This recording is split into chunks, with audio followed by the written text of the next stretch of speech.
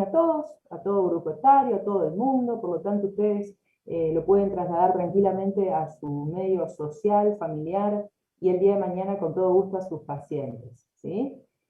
Así que bueno, espero que les sea de utilidad desde ya, y vuelvo a repetir, me pueden interrumpir o hacer alguna pregunta, no hay ningún problema. ¿Sí? Ok, entonces, uno aprovecha, esperen que quiero, ¿sí? Ahí está. El ámbito de la atención primaria es el marco por excelencia para la realización de las actividades preventivas y la promoción de la salud. ¿Sí?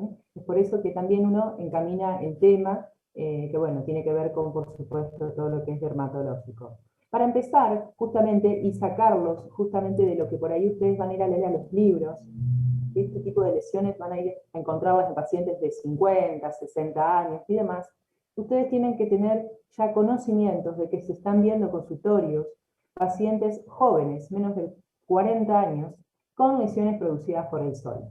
¿Sí? En este caso, estamos observando un paciente masculino de 35 años, fototipo 2, de oficio camionero, que consulta por un tumor en área de surco nasogeniano derecho de unos 10 meses de evolución. El tumor crece lento y sangra con traumatismos. A la imagen, que nosotros el dermatólogo, ustedes sabrán que la iconografía es una herramienta de diagnóstico, de seguimiento, de ayuda legal, es muy importante. A la derecha pueden observar una imagen dermatoscópica. El dermatoscopio para el dermatólogo es como un estetoscopio para el clínico. ¿Estamos? Nos permite ver una trama y un patrón vascular, el área de la queratosis, por supuesto que el papel más relevante del dermatoscopio es la importancia con las lesiones pigmentadas. Si yo estoy presentando y estoy observando una lesión de esta característica con esta piel del paciente, ¿cuál sería la lesión que uno sospecharía? Si alguien me puede orientar un poquito o se les ocurre algún diagnóstico. Un carcinoma vasocelular. Muy bien, muy bien. Es el tumor de piel más frecuente en este tipo de pieles. Se da sobre todo por un sol más intermitente, pero en este tipo de lesiones, sobre todo por la vasculatura que tiene, esos vasos en rama de árbol, es un carcinoma vasocelular. Muy bien. Y aquí vemos otra paciente femenina, nuevamente de 33 años, joven, fototipo 2, que consulta por manchas en rostro, y ella refiere que en área nasal una lesión áspera que duele. Durante su infancia, esta paciente practicó natación competitiva. ¿Cuál sería la lesión que yo encuentro entonces en la nariz de esta paciente? Que quizás es más palpable que visible. Sería una queratosis actínica, ¿sí? La queratosis actínica, que ya vamos a ver más adelante, se da sobre todo por un sol crónico. ¿Sí? Aquellos pacientes que han tenido deportes competitivos en la infancia, con mucha exposición solar, típicamente van a presentar signos de fotodaños crónicos. En este caso vemos la mayor presencia de arrugas, arrugas de expresión, las hiperpigmentaciones, lentigos solares. Entonces, nosotros podemos decir que la radiación ultravioleta es el principal factor de riesgo para el cáncer de piel.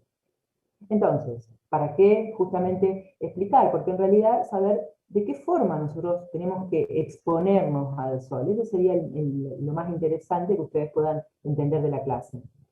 Tenemos que partir de la base sabiendo que el sol es una fuente inestimable de energía, bienestar y salud, que es imprescindible para la vida en nuestro planeta, y que emite un espectro electromagnético de radiaciones de diferentes longitudes de ondas.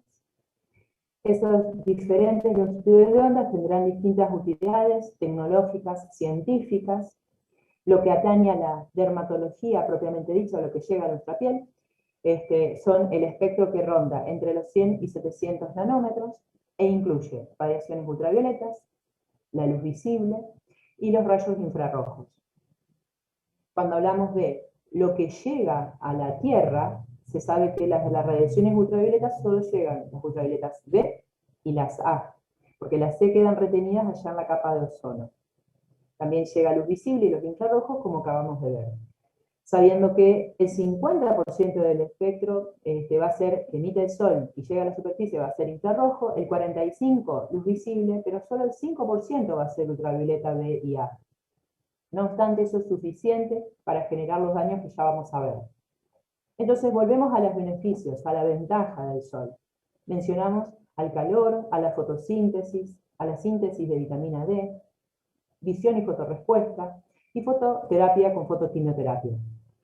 No obstante, también están los efectos nocivos que tras su exposición inadecuada vamos a observar, como son quemadura solar, fotoalergia, fototoxicidad, envejecimiento de la piel, alteraciones inmunológicas, mutaciones y cáncer de piel. Entonces, para esquematizar, ustedes se acordarán de histología, justamente de fisiología, cómo la piel se organiza en estas tres capas, ¿verdad? Epidermis, dermis e hipodermis. Las radiaciones infrarrojas justamente llegan a esta hipodermis, la luz visible y la UVA actúa más a nivel de lo que es en la dermis profunda, el colágeno, mientras que las UVB están a predominio en epidermis. Entonces, ¿cuál es el origen de la radiación ultravioleta? El principal es el sol, pero otras fuentes de radiación ultravioleta son las camas solares, las cuales son muy dañinas, muy nocivas y altamente cancerígenas, y justamente los aparatos de PUA. El PUA es un aparato justamente artificial, lumínico, donde tiene una utilidad de uso terapéutico. El paciente recibe vía oral un fotosensibilizante y luego es expuesto a una fuente de luz ultravioleta A. Utilidades, por ejemplo, utilidades médicas controladas para patologías como, por ejemplo, psoriasis, dermatitis atópica, vitiligo. Sepan que de las ultravioletas A están presentes todo el año, todo el día, y atraviesan nubes y vidrios, vidrios de las casas, de los vehículos. Y los UVB están presentes a predominio más del mediodía y en días de verano. ¿Se acuerdan que había un espectro de radiación allá a la derecha, que era la infrarroja, que era la más abundante, ¿verdad? Esa radiación infrarroja está descrito que en la piel, el acúmulo crónico genera un estrés oxidativo celular, degradación de colágeno y un fotoenvejecimiento. Ya vamos a ver a qué nos referimos cuando hablamos de fotoenvejecimiento. La luz visible, el espectro que estaba en el medio, que correspondía al 45%, es dentro de las que se incluye onda corta de luz azul. El origen es el sol, pero hay otras fuentes de luz justamente de este espectro, como son las luces LED, los fluorescentes, las pantallas de dispositivos electrónicos, ya sea la PC, el celular, las tablets, y van a generar a nivel de la piel un estrés oxidativo, otra vez degradación de colágeno, citoquinas proinflamatorias, y aparentemente estarían implicadas en mayor hiperpigmentación, un depósito de pigmento en la piel, ¿sí? O sea que terminaría en algún sentido favoreciendo la aparición de manchas. Bueno, muy bien. Hay un concepto que ustedes quizás ya lo tienen o lo han, digamos, repasado en alguna parte de su carrera, pero es muy importante que sepamos, y ustedes lo sabrán y se darán cuenta por salir a la calle y observar, que no somos todos iguales en las características raciales. Y de hecho, la sensibilidad que distintos tipos de piel va a demostrar ante el sol también va a ser diferente. Entonces, nosotros tenemos la clasificación de Fitzpatrick en fototipos, donde los fototipos 1 y 2 van a ser los que más riesgo van a tener, ¿sí? Son aquellos de cabellos más pelirrojos, piel muy clara, ojos azules, y van a tener una facilidad para desarrollar pecas, lentigos, y son, desde el punto de vista racial, el paciente el más vulnerable para el desarrollo de lesiones solares e inclusive el melanoma. No obstante, este tipo de raza, de piel y cabellos y ojos más oscuros, inclusive estos afroamericanos o africanos, también van a desarrollar lesiones. Inclusive en ellos a veces son diagnósticos tardíos, porque están subestimados justamente por el tipo de piel. Pero sí, quizás en nuestro ambiente, sobre todo en nuestra región, en nuestra localización geográfica, en nuestra Argentina, podríamos decir, vamos a prevalecer con estos 3 primeros fototipos, ¿verdad? Bueno, Un concepto muy importante es cuando hablamos de todo lo que emite el Sol, es que además el Sol emite una radiación, pero cómo incide esa radiación y sobre qué incide es muy diferente, ¿sí? ¿Cuánto va a dejar de energía? Entonces, justamente, a medida que aumentamos la altitud, justamente la altitud de una superficie, la radiación ultravioleta se va a ir incrementando. A mayor altitud, mayor índice ultravioleta. La superficie sobre la que incide la radiación también, justamente, va a reflejar, como dijimos antes, esa incidencia. Entonces, la nieve es la superficie que más refleja. Un 80% es lo que refleja la nieve fresca. Luego le seguirá la arena, el agua, el pasto, el cemento. Estar dentro de la casa no nos va a, salvo que tengamos una casa ciega, pero si tenemos vidrios y ventanales, el sol también ingresa por esos sitios, entre un 20 y 40%. Estar bajo el agua también nos expone digamos, a la exposición de radiación ultravioleta. Esto yo lo menciono porque a veces hay mitos o falsas creencias. Por ejemplo, el tema de las nubes dejan pasar la radiación ultravioleta, por eso siempre en días nublados también hay que tener un hábito de fotoprotección. Y por supuesto que el horario del día, la época del año, si estamos en verano o en invierno, la cercanía a la línea del Ecuador. Y es importante destacar y saber mencionar que la sombra quizás de un buen árbol bien cargado de hojas, puede llegar a reducir ampliamente el índice de radiación ultravioleta. Entonces, cuando hablamos de los efectos de la, digamos, mitad izquierda del gráfico inicial, nocivos sobre nuestra piel, nosotros vamos a mencionar al bronceado, a quemaduras solares, una fotosensibilidad, fotodermatosis, inmunodepresión, fotoenvejecimiento y carcinogénesis. Entonces, el bronceado. El bronceado es otro mito que lamentablemente está muy impregnado en nuestra sociedad, en el mundo entero. Antes de los años 70 habitualmente se protegían mucho más, luego vino una cierta moda, mal llamada moda, de una situación que poco tiene de saludable para la piel.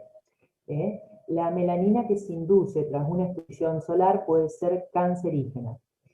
¿Por qué? Porque puede generar una contribución a la formación de dímeros de ciclobutánicos de pirimidina mutagénicos, formados a partir de las bases del ADN, timina o citosina, por una reacción fotoquímica. Y esta situación ocurre horas después de la exposición al sol. La feomelanina es el tipo de melanina que va a tener aquel paciente que veíamos en el fototipo 1, el pelirrojo. Bueno, esos pacientes tienen feomelanina y estos son las que, de los dos fototipos, que los otros se llaman eumelanina, bueno, la de los otros fototipos bajos, digamos rubios y pelirrojos, la feomelanina va a ser un generador mucho más potente de estos dímeros mutados. O sea que se va a generar melanina, por eso yo estoy viendo un paciente pigmentado, pero a expensas de una melanina que va a empezar a tener mutaciones. Otro dato interesante y muy importante de que ustedes sepan es que la quemadura solar o el eritema solar que se produce, sabrán ustedes, o lo habrán experimentado, por una exposición intensiva, intermitente, a los rayos UV, sobre todo en la infancia y la adolescencia, que conducen a quemaduras solares. Sepamos que este tipo digamos, de enrojecimiento, de la flechada, que digamos, vulgarmente se dice, es un factor de riesgo para el carcinoma vasocelular y el melanoma maligno. Hay estudios que hablan de 5 episodios de quemaduras solares por década, aumentaría el riesgo de melanoma aproximadamente 3 veces. Nosotros sabemos que después de este eritema que genera congestión, a veces hay un clivaje, un despegamiento dermoepidérmico, entonces al paciente lo podemos ver todo rojo, eritematoso, hasta a veces con cierto edema, o directamente lo vemos a los 7 días todo descamado, porque habitualmente también descaman. El fotoenvejecimiento, ese término que habla justamente de unos cambios cutáneos asociados a la edad, consecuencia de radiación ultravioleta. el fotoenvejecimiento justamente expresa toda esa radiación que llegaba, ¿se acuerdan?, a dermis, a predominio UVA, también la luz visible, los infrarrojos. Entonces van dejando justamente la presencia de una piel mucho más mate, o sea, falta de brillo, esa pigmentación que va a ser un tanto amarillenta, con áreas de eritema, con áreas de hiperpigmentación, una piel que se va a arrugar mucho más fácil, con arrugas mucho más profundas y marcadas, que es lo que les decía al principio con la paciente nadadora de 33 años. Que se ve en el paciente a primera vista. Ingresan pacientes jóvenes, muy claritos en sus pieles, pero que verdaderamente cuando te dicen la edad, visualmente uno les inclusive sobreestima la edad, ¿sí? Le damos más edad por las arrugas que tiene el paciente. Dijimos que genera inmunosupresión. ¿Por qué genera inmunosupresión? Porque genera una depresión de respuesta inflamatoria local. Entonces, ¿qué es lo que vamos a ver en el verano? Sobre todo en aquellos pacientes que van a la playa, que ponen al sol. Infecciones oportunistas estivales, muy comunes. Por ejemplo, el virus herpes simple y el impétigo. Y bueno, empezamos entonces a hablar de esta etapa que decíamos de mutaciones y de cáncer de piel. El sol es el principal agente cancerígeno, ¿sí? En este caso vemos la cara de una abuelita en la que encontramos múltiples lesiones que son planas, eritematosas, con ciertas escamas. Ella tiene puesta alguna crema, pero verdaderamente son lesiones que tienen cierto eritema, escama de un borde no tan preciso. Vuelvo a decir, ellas son siempre mucho más identificables a la palpación. Uno las rastrea, pesquisa esta presencia de lesiones. Esta también es una de ellas, que ya vamos a hablar un poquito de ella. ¿Se identifican este tipo de lesiones? ¿Pueden decirme qué lesiones serían?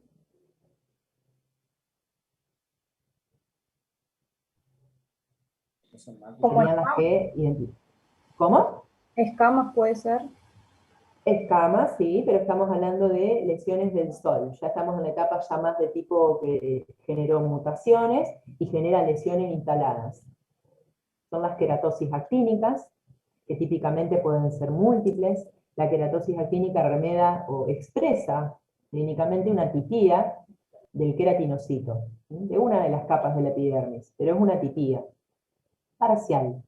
Ahora, la queratosis actínica es la preneoplasia del carcinoma espinocelular. Entonces, si la queratosis actínica deja de ser una lesión que es plana, que es solamente, digamos, asintomática, y pasa a ser una lesión que se lastima, que pica, que duele o que sangra, ahí sí, chicos y chicas, deben sospechar que la lesión ha modificado y se ha desarrollado un espinocelular. No es lo mismo tener un espinocelular que una queratosis actínica. Yo voy a tratar distinto a la lesión, más en una zona de riesgo como es la nariz, una zona funcional, estética. Entonces, ¿cuál es la conducta con una queratosis actínica? Ya lo van a ir repitiendo y estudiando nuevamente en el cursado, pero yo para que ustedes sepan, en una queratosis actínica que cambia la conducta es una biopsia incisional con un criterio de diagnóstico.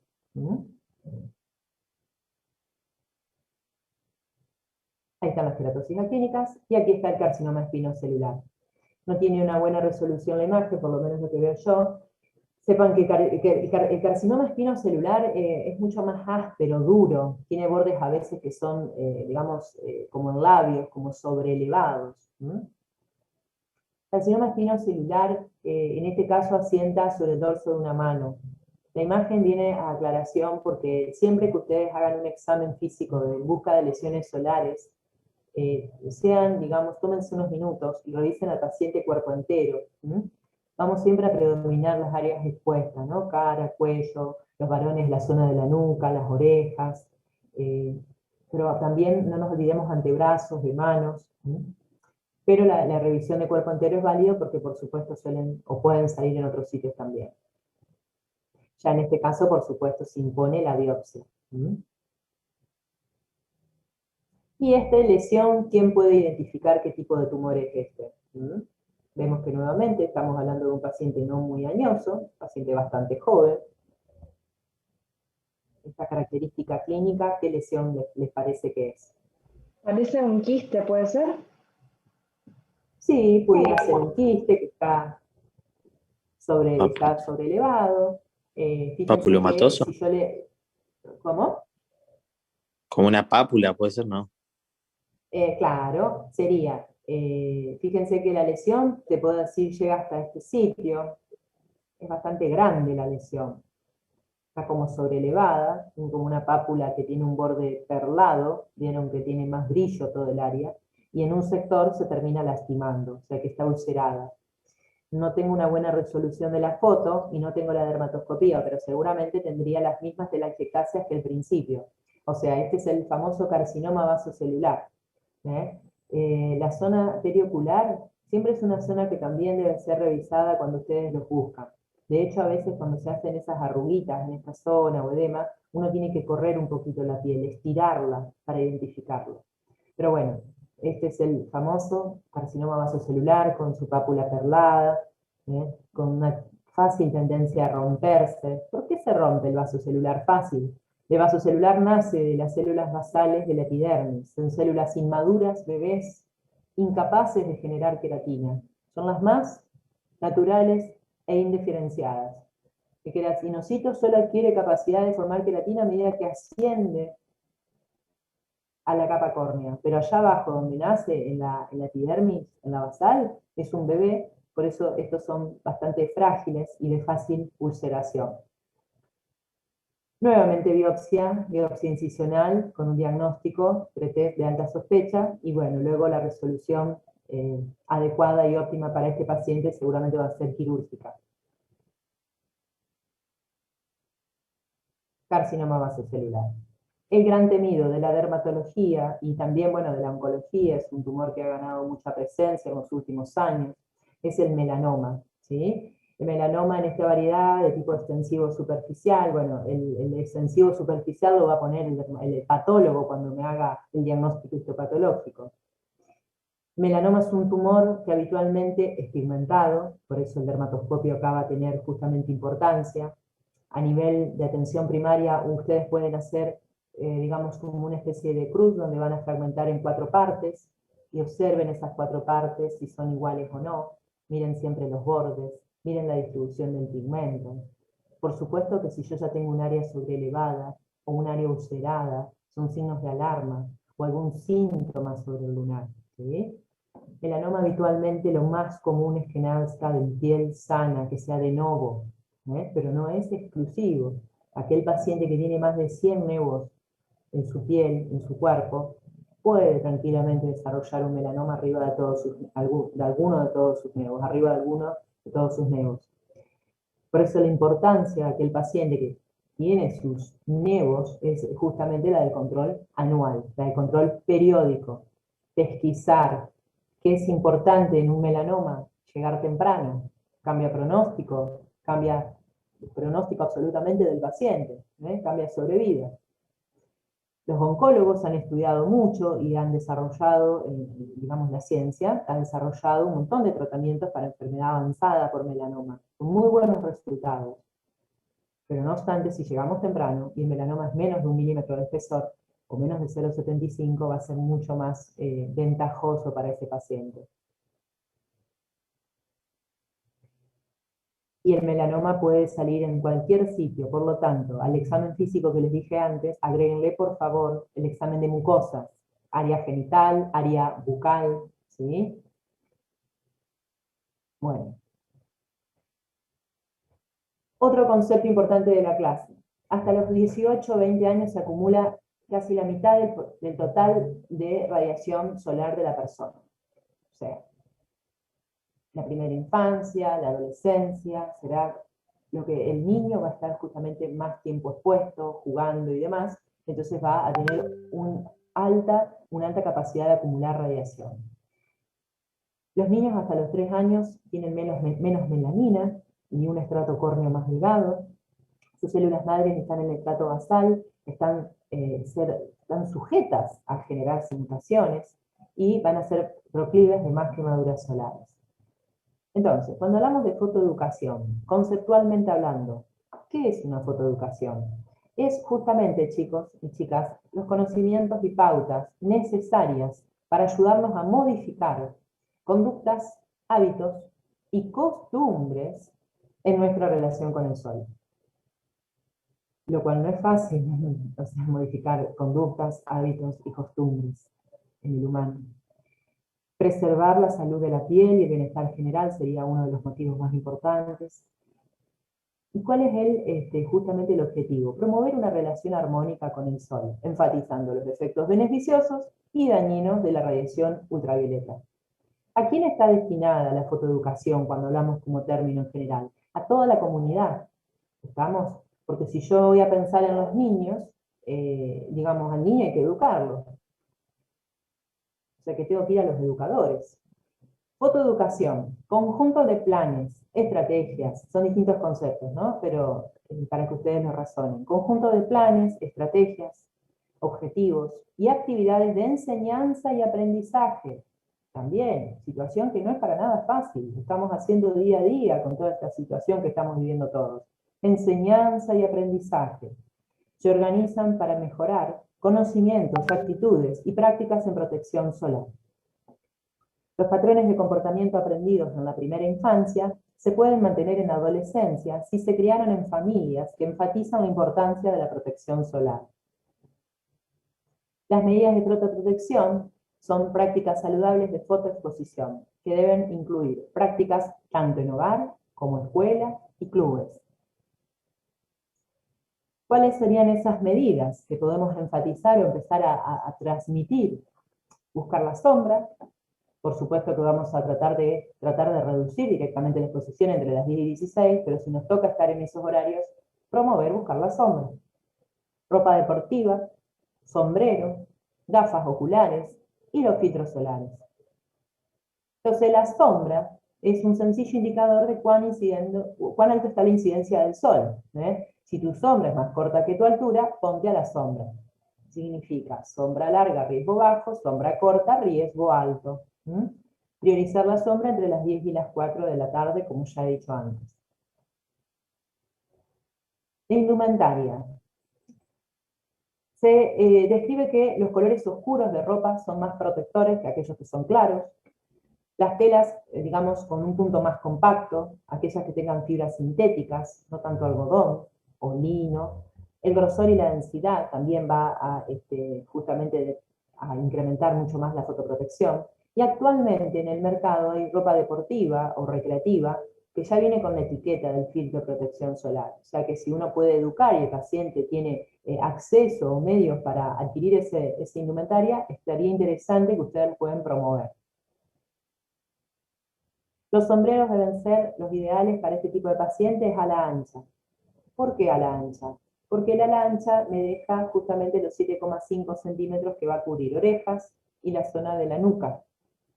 Las orejas y la nuca, cuando no se los cuidan, luego de muchos años o de años de exposición, habitualmente dejan ver todas las consecuencias de un daño crónico. Y por supuesto que son frecuentes sitios de desarrollo de tumores de piel. Los lentes de sol.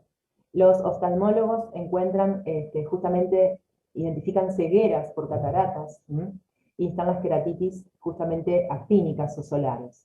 Por lo tanto, una buena utilización de gafas de sol que sean compradas justamente en ópticas adecuadas y que sean lo más grandes y amplias posibles, como para cubrir también toda la región periocular, sería lo adecuado y lo ideal. Grupos más vulnerables, niños, ancianos, personas con ojos claros, hablando de lo que decíamos antes, el tema del fototipo. Filtros solares. Los fotoprotectores solares, que son los filtros solares que uno utiliza, típicamente el paciente, uno cuando lo identifica en el consultorio, ellos te dicen que tienen los del verano, el paciente no tiene, digamos, incorporado, uno lo que hace en el consultorio es tratar de educarlo, pero a veces no es tan fácil porque no tienen incorporado como que sea una crema de invierno. Entonces los fotoprotectores nunca deben considerarse un procedimiento sin riesgo para prolongar la exposición solar sin sufrir quemaduras. ¿Sí? Entonces, debe aplicarse 15 minutos antes de la exposición solar, la aplicación debe repetirse cada 3 horas, El producto ha de aplicarse en cantidad suficiente, la cantidad aplicada para medir el factor de protección es de 2 mililitros por centímetro. Por lo tanto, habitualmente la mayoría de nosotros nos colocamos menos producto, por lo tanto el factor de protección solar va a ser menor.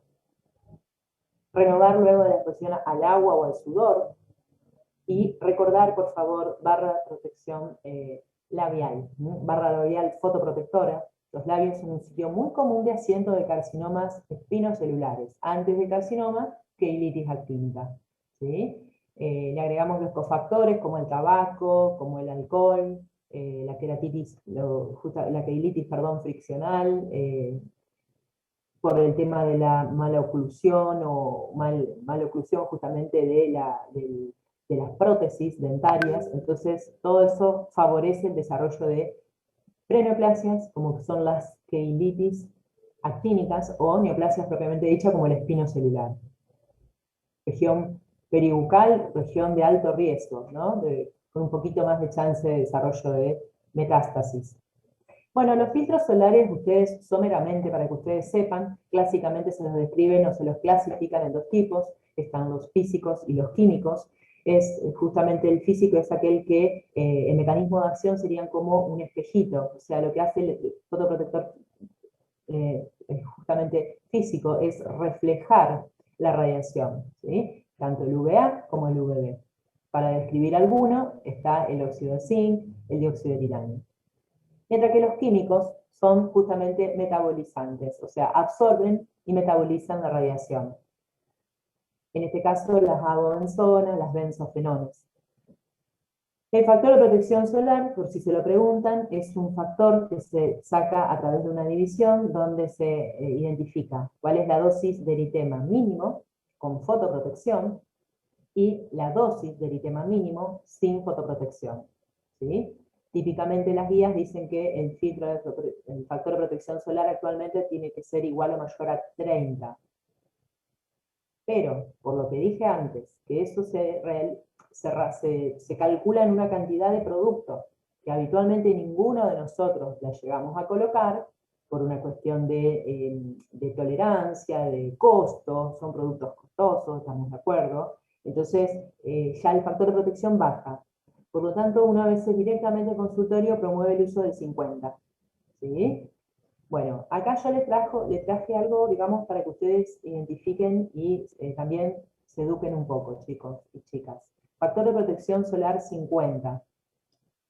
Este factor de protección solar me va a proteger contra los más dañinos, que son el UVA, el UVA, y además los nuevos fotoprotectores, no todos los laboratorios, pero algunos sí ya lo tienen, incluyen espectro infrarrojo y luz visible.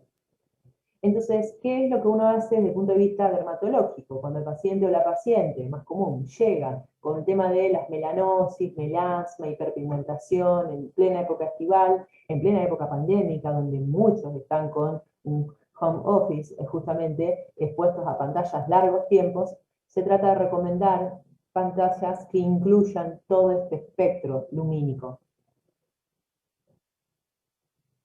Bueno, muy bien. Y para digamos, terminar, vamos a decir que, terminar esta parte, la suma de las medidas existentes es la mejor alternativa, ya que ninguna por sí sola nos garantiza la protección solar. O sea, sumamos un poquito de todo, ¿sí? Vamos a educar y cuando lo transmitimos le vamos a mencionar todos estos detalles. Nunca es tarde para comenzar a protegerse. Es muy común que a veces te lleguen los pacientes jornaleros, la zona rural, en esta zona, en esta región geográfica que estamos, hay mucha gente que vive en los campos, que está toda la vida trabajando bajo el sol, y llegan a los 50, 60, y cuando vienen tienen ya 2 o 3 biopsias, múltiples queratosis actínicas. Entonces, nunca es tarde para comenzar, a pesar de que ese señor vuelva a trabajar a su lugar, justamente al campo, bajo el sol, bueno, le vamos a enseñar a protegerse, ¿sí? Tratando de adecuarnos, por supuesto, también a su nivel educacional, que es lo que nos corresponde, nos toca hacer como médicos que somos. El índice ultravioleta solar, ¿qué es esto? Es un poquito la forma de objetivar cuán nocivo va a ser el sol en el día de hoy, en mi región. ¿eh? Y es un índice que es muy interesante, lo que pasa es que no está muy promulgado, pero bueno, es un índice ultravioleta solar mundial, es una medida de la intensidad de la radiación solar en la superficie terrestre. Es un valor superior a 0, y cuanto más alto, mayor es la probabilidad de lesiones cutáneas y oculares. Es una medida de la intensidad de la radiación ultravioleta sobre la superficie terrestre que tiene relación con los efectos sobre piel y ojos. Y es un instrumento educativo, y su uso debe basarse en una comunicación eficaz con la población y los medios de comunicación. Es un instrumento educativo que debiera incluirse en los informes meteorológicos diarios. ¿Vieron cuando ustedes escuchan temperatura, humedad, presión? Debieran indicar qué índice ultravioleta hay en esta zona. O por lo menos promulgarlo en una zona para que ustedes tengan noción, en una playa, ¿estamos? O sea, que uno diga, bueno, acá lo que es Santa Fe, zonas de no mucha población, pero en realidad sí, este verano fue muy concurrida, pero sería muy interesante que haya una transmisión de información del día en que estoy viviendo, cuán dañino va a estar el sol. Entonces, ahí está el esquemita, esto está, digamos, todo estandarizado, hay todas guías, que la OMS trata de promover, entonces enseñan al paciente que el índice 1 y 2 es bajo, pero bueno, para saber aquel que sea muy alto y extremo será el que van a tratar justamente directamente de evitar la exposición directa. Y por supuesto que si uno tiene que exponerse al sol, lo va a hacer con todas las protecciones que antes mencionamos. ¿Quién es la población vulnerable para esta radiación ultravioleta? Nuevamente, niños, adolescentes, turistas. Los turistas se los menciona porque típicamente cuando uno va a pasear, o se olvidó, se quedó dormido, o no lo tuvo en cuenta, o lo desconocía. Medios de educación, otra vez, familias, escuelas, colegios, clubes. Y son estrategias a largo plazo. O sea, generar cambios, estrategias educativas, tienen que tener objetivos que sean mensurables quizás en un plazo más prolongado. Y se necesita, por supuesto, colaboración de diferentes sectores para ejecutar estrategias educativas de gran alcance y crear un medio favorable para la integración de la protección solar en la cultura de un país. Entonces ahí uno destaca y se mencionan las asociaciones médicas, científicas, organismos de gobierno, instituciones privadas especializadas y sociedades de beneficencia.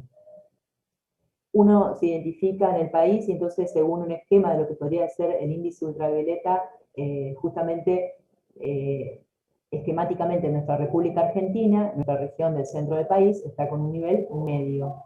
Vean que la zona cordillerana, de mayor altitud, más cerca del Ecuador, son las que tienen el riesgo más alto, ¿sí? Y entonces uno, viendo un poquito a ver si se hacía algo en el país, encontró que supuestamente en Neuquén, que es una zona de montañas, de nieve, de mucho turista, hay aparentemente un interesante proyecto que se llama un solmáforo. El solmáforo es como una especie de semáforo que lo que va a identificar es encender una lucecita y decirme en qué graduación está justamente el índice ultravioleta para el día en cuestión. ¿Y cuánto me tengo que cuidar? Cuidarme me tengo que cuidar siempre, pero quizás si la lucecita estaría entre un 8 y 10, o más por supuesto, sería conveniente evitar un sol en un horario inadecuado directamente. Y lo interesante cuando uno estudia un poco el tema es que, digamos, hay otros países que ya son pioneros y que han encontrado que el desarrollo de estas estrategias de educación y abordar a ellos, a los niños y a sus padres, tienen justamente una eficacia medida en costo-eficiencia. Programas escolares, países pioneros en esto y que lo están desarrollando muy bien son Australia. Australia es el país que más casos de melanoma tiene en el mundo. Entonces ellos están muy siempre en auge con todo lo que sea para fotoprotección y son los que también tienen mucha descripción de la patología. Estados Unidos, España, se ha incluido ahora, justamente. La OMS anima a gobiernos a desarrollar políticas de fotoprotección, identificar y certificar centros con medidas adecuadas, o sea, esos centros, esas escuelas que llevan adelante desarrollo edilicio, desarrollo educacional de estos niños y le dan los elementos para que se protejan, tienen una certificación especial, son certificados en fotoprotección. Los países, vuelvo a repetir, Australia, Nueva Zelanda, Estados Unidos y Alemania. Como todo en la vida, tenemos que tener un equilibrio, ¿sí? Y la clase no es justamente que decimos no sol, sino es un sol adecuado, en horario adecuado, y si voy a exponerme con fotos con protección, con educación. Ocurrió en el mundo lo que todos sabemos y estamos viviendo, justamente que es esta situación de coronavirus. Los españoles, después del primer confinamiento, de la primera ola, se dieron cuenta que sus pacientes estaban con hipovitaminosis y tenían toda una serie de alteraciones, por lo tanto, han descrito y han sugerido estas recomendaciones post-confinamiento, que no me parece mal, digamos, describirlas, para que ustedes sepan que también lo podemos trasladar a nuestros, por lo menos ahora a la fecha, nuestros seres queridos.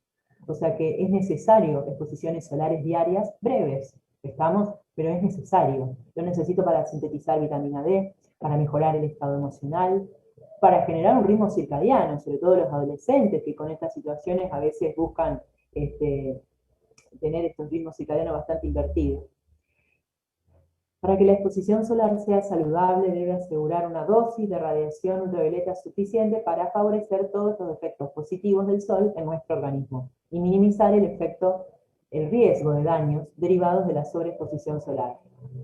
A partir de los valores del índice ultravioleta del día, se puede calcular los minutos de exposición solar para llegar a una dosis de eritema mínimo.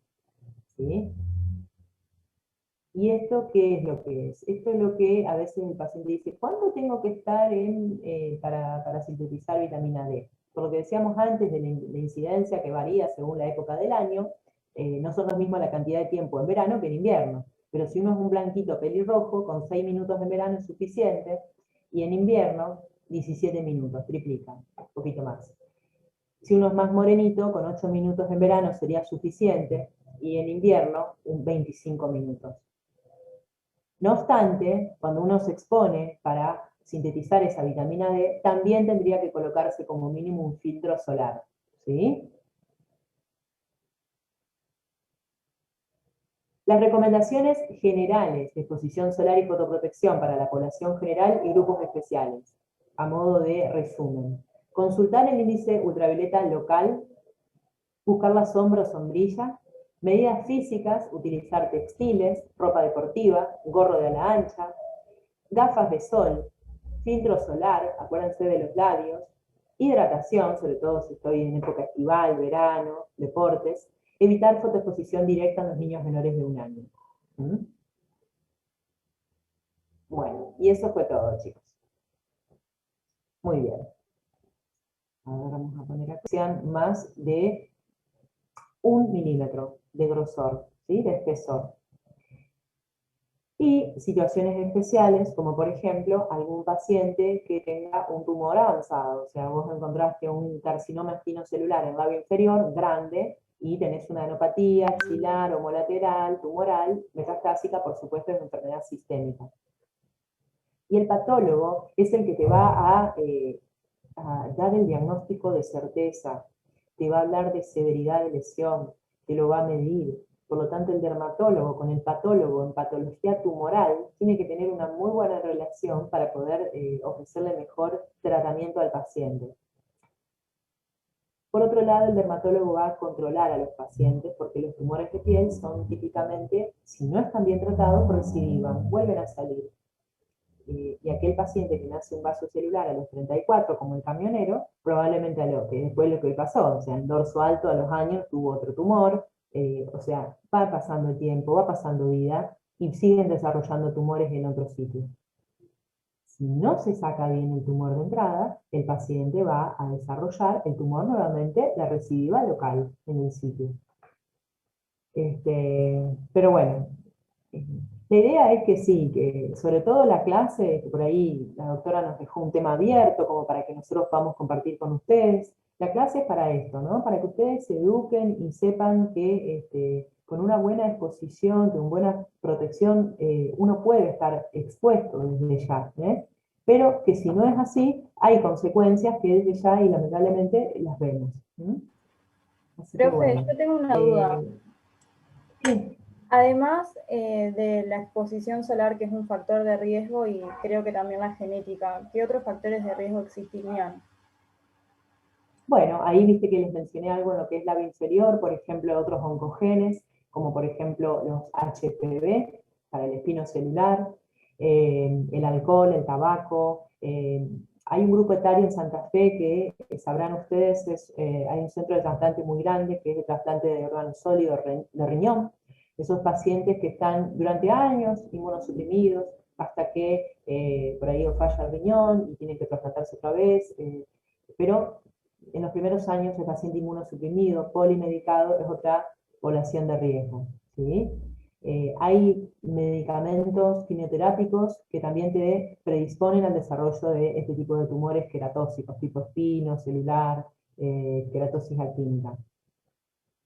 Esos serían quizás los más importantes. Y después, cuando vayan a estudiar el libro, hay mutaciones génicas o alteraciones en reparación celular, que a veces genéticamente uno los tiene, como por ejemplo, no me va a salir ahora de la entidad que es patológica, que tiene el desarrollo de tumores múltiples vasocelulares. Gorlin, síndrome de Gorlin, ¿sí? El síndrome de Gorlin, pacientes de 13, 15 años, antes de los 20 años, es el diagnóstico de múltiples vasos celulares. ¿Eh? Son entidades más raras, no es para nada común, pero existen.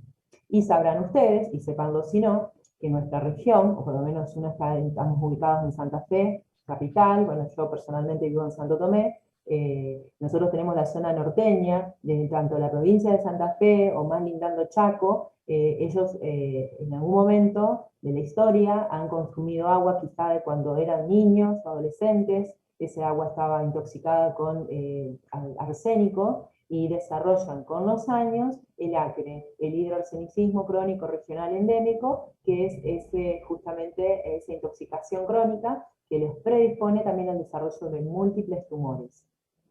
Que a veces, por lo menos a mí me ha tocado, es muy común, a veces vos los revisás en consultorio y te encontrás con 5 o 6 tumores de piel, los tienen todos mucho en la espalda, algunos en la cara, pero a cantidades, y les mirás las manitos y te encontrás con las hiperkeratosis, que son características de la entidad. Esa sería otra entidad u otro factor de riesgo, el acre para el desarrollo de vasos celulares y espinos. Gracias, profe.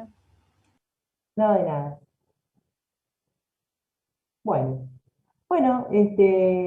Dios mediante mañana yo ya empezaría entonces con las actividades. Yo me voy a comunicar en el transcurso del día con 2 compañeros, digamos, de la listita, como para que